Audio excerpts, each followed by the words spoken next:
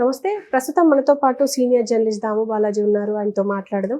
నమస్తే సార్. నమస్తే. సార్, అల్లు అర్జున్ రాజకీయాల్లోకి రాబోతున్నాడా అని అంటే చాలా మంది ఎస్ అని చెప్పి చాలా మంది ట్రోల్ చేస్తున్నారు. ఆయన వార్తలు కూడా వస్తున్నాయి. కానీ అంటే నిజంగా వస్తే ఒకవేళ ఏ పార్టీలో ఉండే అవకాశం ఉంటుంది అంటారు? అంటే జనసేనకి సపోర్ట్ చేస్తూ ట్విట్టర్లో పెట్టినప్పటికీ మళ్ళీ ఇటు వైసీపీకి సపోర్ట్గా ప్రచారానికి వెళ్ళారు. ఎలా చూడొచ్చు అంటారు? ఈరోజు మార్నింగ్ ఆయన ఓటేసినప్పుడు మీడియా ఆయన్ని అడిగింది. ఎందుకంటే ఇప్పుడు ఒక రకంగా నిన్నటి నుంచి అల్లు అర్జునే ట్రెండింగ్లో ఉన్నాడు. దానికి ప్రధాన కారణం ఏంటంటే ఆయన నంద్యాలకు వెళ్ళి అక్కడ వాళ్ళ ఫ్రెండ్ అయిన వైసీపీ అభ్యర్థి శిల్ప రవిచంద్ర రెడ్డి ఆయనకి సపోర్ట్ చేస్తూ అక్కడ మాట్లాడి వచ్చాడు. నిజానికి ఆయన ఏమీ ర్యాలీలలో పాల్గొనలేదు, కానీ అది ఒక ర్యాలీ లాగా అయిపోయింది. సో అది నిజానికి దానివల్ల అక్కడ పోలీస్ ఆఫీసర్లు దాదాపు ఎస్పీ దగ్గర నుంచి ఆ స్టేషన్ సిఏ దాకా అందరూ సస్పెండ్ అయిపోయారు. దాని ఎఫెక్ట్ ఏమైందంటే అసలు అల్లు అర్జున్ నిజంగా ఏ పార్టీకి సపోర్ట్ చేస్తున్నాడు, వైసీపీకి సపోర్ట్ చేస్తున్నాడు అని వైసీపీ వాళ్ళు అందరూ ప్రచారం చేసుకుంటున్నారు. ఎందుకంటే ఆయన పవన్ కళ్యాణ్ పిఠాపురంలో పోటీ చేస్తున్నా కూడా అక్కడికి వెళ్ళలేదు, ఇక్కడికి వెళ్ళాడు. సో అక్కడేమో జస్ట్ బెస్ట్ విషెస్ మాత్రమే చెప్పాడు, కానీ గెలిపించమని పీపుల్ని అడగలే. బెస్ట్ విషెస్ ఎప్పుడు చెప్తారు? మనం ఇప్పుడు జాబ్కి వెళ్తున్నాం బెస్ట్ విషెస్ అంటారు, లేదా ఆరోగ్యం బాగాలేక హాస్పిటల్కి వెళ్తాం బెస్ట్ విషెస్ నువ్వు త్వరగా కోలుకోవాలంటారు. కానీ ఎన్నికల్లో బెస్ట్ విషెస్ చెప్తే కుదరదు కదా, ఓటర్లని కూడా అప్పీల్ చేయాలి కదా మీరు ఆయనకి ఓటేయండి. అది చేయలేదు అల్లు అర్జున్. అక్కడే డౌట్ వస్తుంది. అంటే ఏదో ఇతను మొక్కుబడిగా చెప్పగల కాబట్టి చెప్పినట్టే ఉంది. కానీ ఇప్పుడు చిరంజీవి గారు కూడా చెప్పారు. చిరంజీవి క్లియర్గా పిఠాపురం ప్రజలకు అప్పీల్ చేశాడు, మీరు ఓటు వేసి అతన్ని గెలిపించండి పవన్ కళ్యాణ్ అని. అంటే క్లియర్గా ఉంది మెసేజ్. అల్లు అర్జున్ ఆ క్లారిటీ లేదు, ఏదో నేను కూడా చెప్పాను అన్నట్టుగా చెప్పారు. మిగతా వాళ్ళు నాని లాంటి వాళ్ళు కూడా చెప్పారు బెస్ట్ విషెస్, నితిన్ నాని ఇలాగా చాలామంది సినిమా వాళ్ళు చెప్పారు. కానీ వీళ్ళు ఫ్యామిలీ కాబట్టి నా అభిమానులకి పిఠాపురం ప్రజలకి నేను విజ్ఞప్తి చేస్తున్నాను, పవన్ కళ్యాణ్ని గెలిపించండి అని ఇవ్వాలి సూటిగా మెసేజ్. అది ఇవ్వలేదు. అట్ ద సేమ్ టైం అక్కడికి వెళ్ళాము, నా ఫ్రెండ్ ఎంత మంచివాడు, ప్రజలకి ఏమేమి చేస్తున్నారు ఇవన్నీ అక్కడ ఉండి మాట్లాడి అక్కడికి వెళ్ళి అటెండ్ అయ్యి గెలిపించమని చెప్పేసి వచ్చాడు. అంటే క్లియర్గా ఏమో వైసీపీ అభ్యర్థికేమో గెలిపించమని ప్రజల్ని కోరడం, అక్కడికి వెళ్ళడం. ఎందుకంటే 300-600 కిలోమీటర్లు ప్రయాణించి వెళ్ళాడు. సో ఎంతో రిస్క్ తీసుకొని వెళ్ళినట్టే కదా. అల్లు అర్జున్ స్థాయి బిజీ వ్యక్తి 600 కిలోమీటర్ రోడ్డు మార్గాన్ని వెళ్ళి ర్యాలీలో పాల్గొన్నాడంటే తన ప్రయారిటీ అక్కడ క్లియర్గా అర్థమైపోతుంది. అదేదో ఇతను మరి ఇక్కడికైతే 600 కిలోమీటర్లు కూడా వెళ్ళాల్సిన అవసరం లేదు. రాజమండ్రి ఫ్లైట్లో వెళ్ళొచ్చు, లేదా వైజాగ్ ఫ్లైట్కి వెళ్ళొచ్చు, అక్కడి నుంచి వెళ్ళొచ్చు. సో అయినా కూడా ఆయన అటు వెళ్ళకుండా, అటు వెళ్ళుంటే ఖచ్చితంగా చాలా హెల్ప్ అయ్యేది పవన్ కళ్యాణ్. అది చేయకుండా ఇక్కడికి ఎందుకు వెళ్ళాడు అనేది ఇప్పుడు మేజర్ చర్చ.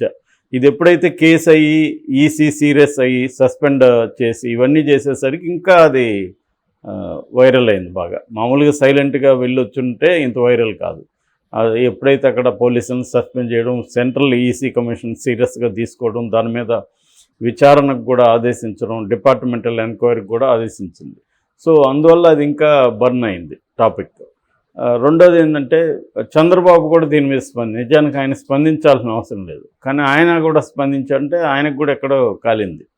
సో ఆయన స్పందించి దాన్ని ఏం చేస్తున్నారు వైసీపీ వాళ్ళు, ఈ సైకోలు వీడు పెద్ద సైకో జగన్ని, పెద్ద సైకో వీళ్ళు సైకోలు దీన్ని కూడా వదిలిపెట్టలేదంటే దాన్ని కట్ చేసి వీళ్ళు అల్లు అర్జున్ సైకో అన్నాడన్నట్టుగా వీళ్ళు వీడియోలో ప్రచారం చేస్తున్నారు. సో దీనివల్ల ఇంకా అది వైరల్ అవుతుంది. అంటే ఇప్పుడు మనకు తెలుసు ఆంధ్రప్రదేశ్ రాజకీయాలు చాలా అంటే ఎడ్జిలో ఉన్నాయి. వాళ్ళకి కత్తులు గన్స్ లేవు, కానీ అట్లా ఉంది, మోహరించి ఉన్నాయి. 2 శిబిరాలుగా మారిపోయి తీవ్రంగా మోహరించింది. మీడియా కూడా ఈనాడు ఫస్ట్ టైం ఇలాగ డైరెక్ట్గా చంద్రబాబు కోటేయండి, జగన్ ఓడించండి అని పిలిపిస్తూ ఫ్రంట్ పేజీలో ఎడిటోరియల్ రాయడం. అట్లాగే ఆంధ్రజ్యోతి అంటే ఈ స్థాయిలో ఎవరు కూడా ఇంకా నటించడం కూడా మానేశారు, ఓపెన్ అయిపోయారు అందరూ. సో ఇటు అటు ఓపెన్గా కొట్టుకుంటున్నారు. ఈ కాంటెక్స్ట్లో అల్లు అర్జున్ సడన్గా అదేం టీ కప్పులో తుఫాన్ లాగా ఒకటి క్రియేట్ చేశాడు. సో ఇప్పుడు అందువల్ల మనకు మామూలుగా ఏంటంటే రోజుకి ఏదో ఒక సెన్సేషన్ అలవాటు అయిపోయి ఏది లేకపోతే ఇదిగా ఉంటుంది చప్పగా. అలాగే ఇప్పుడు అల్లు అర్జున్ ఆ సెన్సేషన్ని చివరి రోజు క్రియేట్ చేశాడు. యాక్చువల్గా లేదంటే చివరి రోజు నిజానికి రామ్ చరణ్ మీదకి అటెన్షన్ వెళ్ళి ఉండాలి.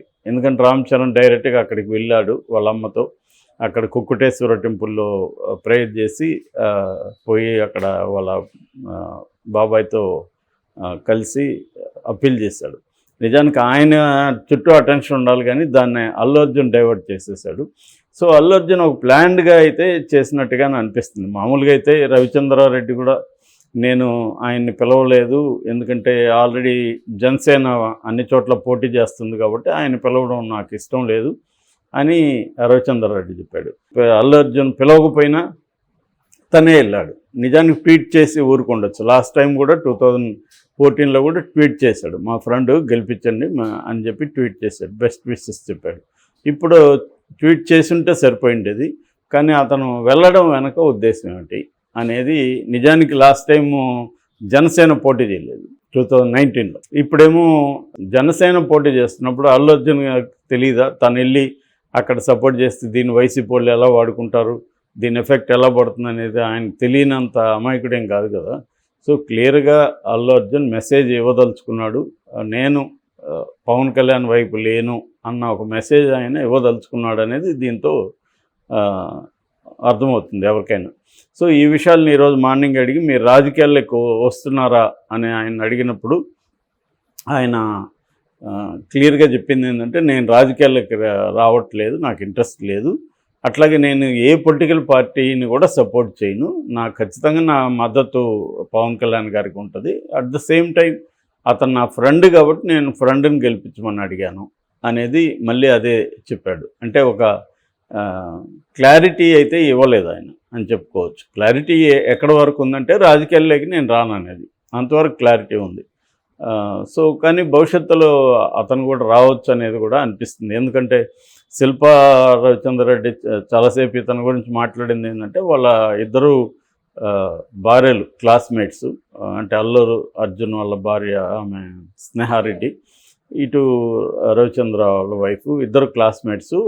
అక్కడ నుంచి పరిచయం అయింది. దాదాపు 10-15 years నుంచి వాళ్ళ స్నేహం కంటిన్యూ అవుతుంది. సో అంటే ఈయన కూడా లవ్ చేసి పెళ్లి చేసుకున్నాడు కదా అల్లు అర్జున్. సో అలాగా వాళ్ళు మధ్య స్నేహం ఉంది. సో ఎప్పుడు కలిసినా మేము సినిమాలు మాట్లాడడం, రాజకీయాలే మాట్లాడతామని కూడా రవిచంద్రారెడ్డి చెప్తున్నాడు. ఎందుకంటే ఇతనికి సోషల్ అవేర్నెస్ ఎక్కువ ఉంటుంది అల్లు అర్జున్కి. సో ఎప్పుడు కూడా పీపుల్ ఇష్యూస్ ఏంటి, పాలిటిక్స్ ఏంటి, ఇవే మాట్లాడుకుంటాం మేము అని చెప్తున్నా. అంటే ఖచ్చితంగా అల్లు అర్జున్కి ఆ కైండ్ ఆఫ్ ఇంట్రెస్ట్ ఉందని మనం అర్థం చేసుకోవచ్చు. ఎందుకంటే ఆల్రెడీ ప్రజారాజ్యంలో అల్లు అర్జున్ వాళ్ళ ఫాదర్ అల్లు అరవింద్ చాలా కీలకమైన రోల్ ప్లే చేశాడు, ఆయన కంటెస్ట్ కూడా చేశాడు. కాబట్టి వాళ్ళకి ఇంట్రెస్ట్ లేదని మనం చెప్పలేం న్యూ జనరేషన్కి. ఆల్రెడీ ఇప్పుడు పవన్ కళ్యాణ్ పాలిటిక్స్లోకి వెళ్ళాడు కాబట్టి వాళ్ళకు ఒక మోడల్ కూడా దొరికింది, అంటే మన మెగా ఫ్యామిలీ నుంచి వెళ్తే ఎలా ఉంటుంది ఏందనేది. అయితే ముందు నుంచి కూడా ఈ మధ్యకాలం నుంచి కూడా పవన్ కళ్యాణ్కి అంటే చిరంజీవి ఫ్యామిలీకి, ఇటు అల్లు అరవింద్ ఫ్యామిలీకి మధ్య కొంత గ్యాప్ వచ్చినట్టుగా కూడా రకరకాల వార్తలు బయటకు వచ్చాయి. ఆ కాంటెక్స్లో ఇప్పుడు అల్లు అర్జున్ వెళ్ళడం మాత్రం ఎంతో కొంత పవన్ కళ్యాణ్కి అయితే ఇబ్బంది కలిగించే అంశం.